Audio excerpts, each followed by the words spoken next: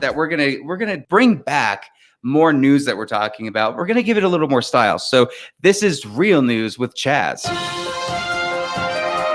Hello there. So Patrick, let me ask you a thing real quick. Okay. Ask you a question. Let me learn you something. Yeah. Have you seen Highlander? No, I haven't. So did you know they're rebooting the series? What is the series? Or it's not even a series, it's a movie. Excuse me, it's a movie. It He-Man?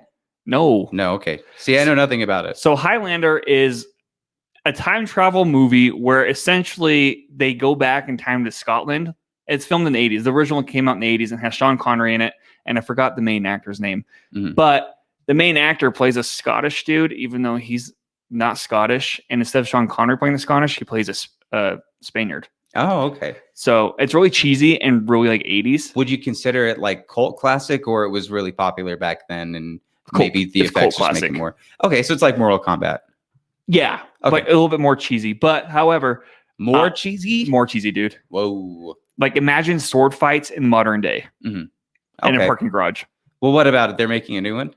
They're making a new one. Now, what's an actor that first comes to mind that's been having a lot of hits lately? The Rock. Try again. Henry Cavill. Yeah. Yep. He's going to be Highlander. He's going to be Highlander, dude. Henry Cavill is Highlander in the new movie. And guess who's directing it? Zack Snyder. No. Chad Stilisky is directing it. Okay. That's a pretty good pairing. Here's my thing. Does this kind of confirm to the DC people that he's not playing Superman in the future? He's taking projects now, he's taking projects that at least will tie him up for a couple of years. So there's no plans right as of this minute. I feel like DC fans just need to let it die.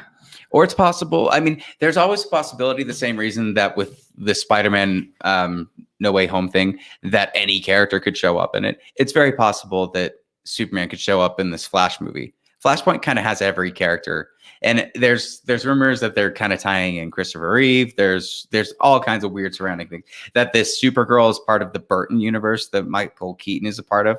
And that we might be getting something with Henry Cavill Superman if they go back to Ben Affleck's universe. Is the Supergirl the one that Andy Muschietti is directing?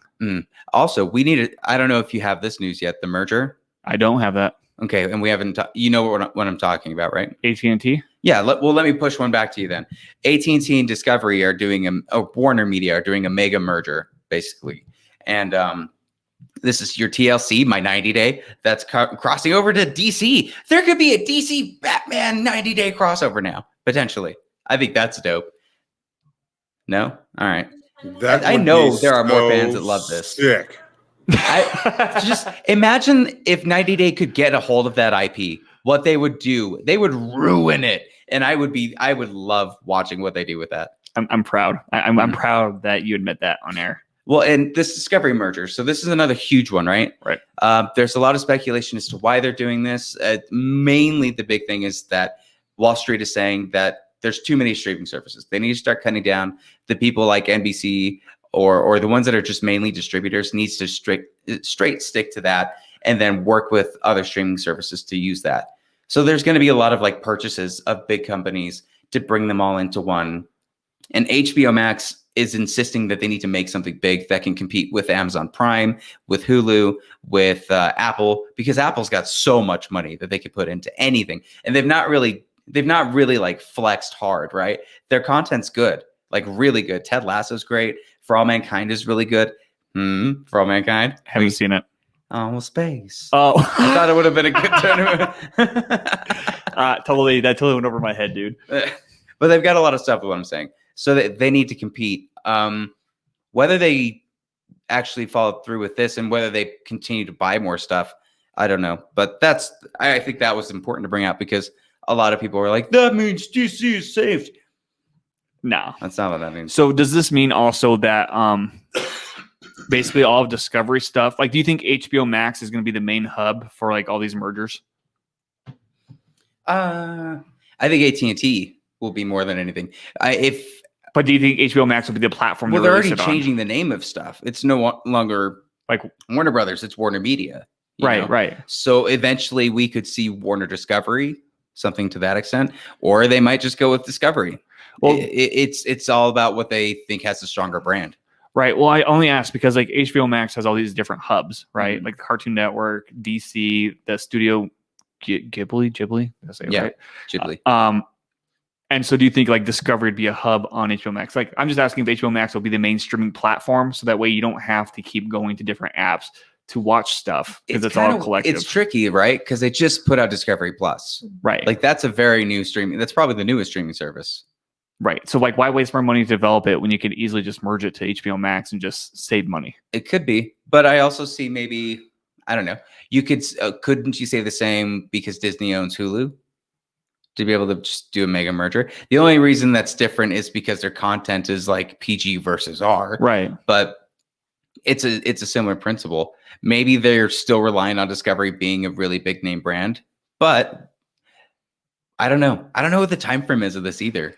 You know, how quickly these mergers will go through and what we're going to be seeing on our end. Hopefully it just means that we're going to be getting more content on one platform and maybe we don't have to pay as much for 50 different streaming services.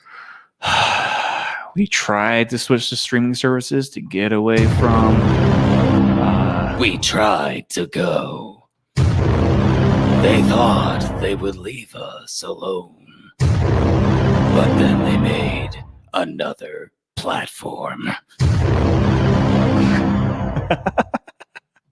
Yeah, dude, that's basically what it is though, because like cable has gone up so much, right? Mhm. And so we were like, oh, well, I'll just stop paying cable, use Netflix, Hulu, Amazon Prime, the three main ones, right? Yeah. And then HBO was like, hey, we have HBO Now and HBO Go, which, you know, if you have cable, you use HBO Go. If you don't have cable and you want HBO, you pay for HBO Now. And now it's just straight up HBO Max. Boom. Yeah. Well, we'll see what happens. But what else do you have in your real news? Well, I know you mentioned Christopher Reeve, and so here's a Reeve story for you, sir. Christopher Reeve story? Nope, Matt Reeve. Okay. Director for Batman. It turns out IGN just found out that the Riddler is the next villain in the new Batman movie. Oh, okay. They just found out. They released an article being like, here's his costume, as if you didn't see it in the trailer. Oh, okay. I saw that. Well, let me give benefit of the doubt and play devil's advocate with them, right? Okay. You didn't know Wrong. that Okay, was so officially, you didn't know that was officially the Riddler. Nobody knew for sure in the trailer. that Dude, was we all officially- fucking knew that was it. Nah, there's a lot of people that are like, red herring. It could be a red herring. That could just be someone that's a minion. And it's not like Batman doesn't have villains that wear masks pretending to be someone they're not. They do that a lot. And they have scapegoats and they have different people that they switch up.